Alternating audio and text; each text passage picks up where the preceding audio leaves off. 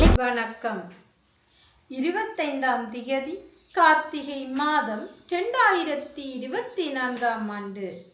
புலம்பெயர் தேசத்தில் வாழ்ந்தாலும் மண்ணையும் மக்களையும் தம் மனதோடு வைத்து மட்டு நகரில் வாழும் மலலிகளின் துயர் கண்டு அவர்களின் துயர் துடைத்த வள்ளல் திரு ஜெயவீரசிங்கம் குணசீலன், திருமதி குணசீலன் கோமதி இவர்களால் இப்பணிகளுக்காக 100 சுவிஸ் பிராங்குகள் அன்பளிப்பாக வழங்கப்பட்டது.